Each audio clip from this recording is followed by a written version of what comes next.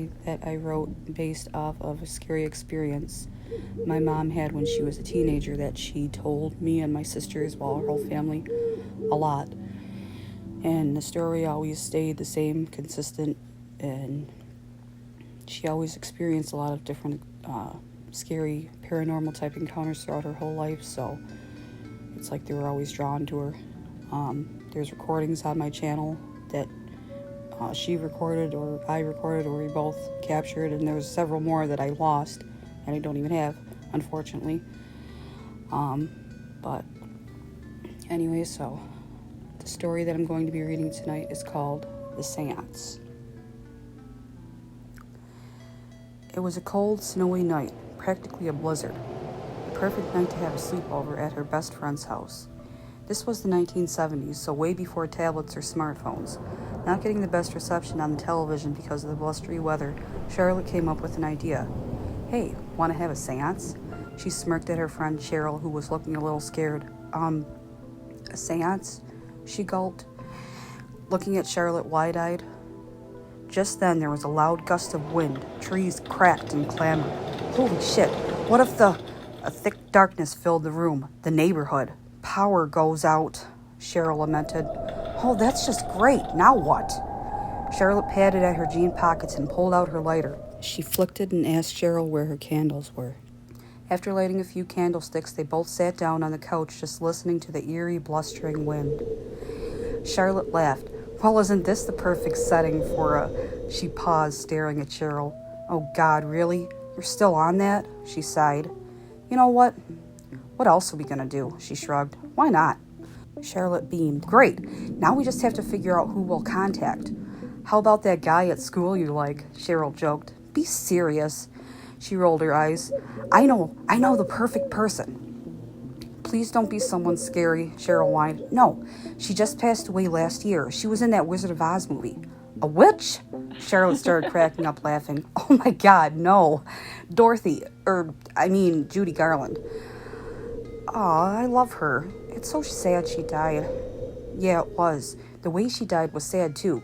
I hope she's at peace, but I'd love to find out for sure, Charlotte said hopefully. They both grabbed a candle each and placed it on Cheryl's kitchen table. Sitting down at the chrome oak table, they clasped hands. Charlotte could tell Cheryl was still nervous because her hand was shaky and clammy. Calm down. Judy isn't going to come up behind you, and if you want to do this, you better not finish that sentence, she said as she squeezed her friend's hand. Ow, okay, I'll stop, she chuckled. Before we start, remember that this could take a while, but we have to stay quiet and keep our eyes closed, okay? Cheryl nodded. Okay. Charlotte cleared her throat. In a low, calm voice, she spoke. We are searching for the spirit of Judy Garland.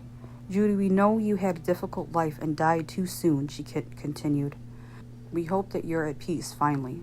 If you could give us a sign that you are, a sign that you're here. Nothing. Nothing for quite a long time. Cheryl squirmed in her chair. Peeking one eye open, she looked at Charlotte, head bowed, eyes closed. Then she looked at the clock above the stove. It had been illuminated by the bright full moon and cascading shadows of the wildly shifting trees. It had been 3 hours. 3 hours of sitting in almost complete darkness and nothing but the sound of the still fury winds howling in the pitch-black night. They were both getting uncomfortable and bored. Just as Charlotte was about to speak up and call it quits, she heard Cheryl's rocking chair squeak from the connected living room in the near distance. She wasn't too alarmed because her friend had a cat and figured it had just climbed up onto it. So she opened her eyes, head still down, about to look at the chair when she noticed the cat was at her feet. She threw her head up to look at what moved the chair and froze. Stood leaning slightly on the rocking chair was none other than Judy Garland. She just stared at Charlotte, grinning slightly, her arms folded over her white ruffled top. Her hair was up in silky brown curls that framed her soft, angelic face. She was young and beautiful again. Shaking Cheryl's hand, she loudly whispered her name and told her to look. As soon as she turned her head, Judy had vanished into thin air.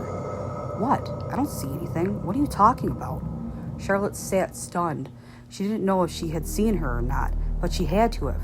She'd never seen her look the way she did. Not in movies or photos. She thought, if anything, she'd show up as Dorothy from one of her most well-known iconic movies. So to see her hair and outfit done in such a unique way, to her, It was too much for the imagination to create. Not quite knowing if her friend would even believe her or think she was losing it from the long, dark, stormy night, she just came out with it. It was her. She was there. I saw her. She was young and so pretty. Cheryl stared at her wide-eyed. Wow, groovy. I'm serious. Glowering at her, she explained it all. By the time she was done, she knew Cheryl didn't believe her. That was okay with her, though, because she knew what she saw. More importantly, she had her answer. That sweet smile and her vibrant, youthful appearance said it all. She was at peace. The end.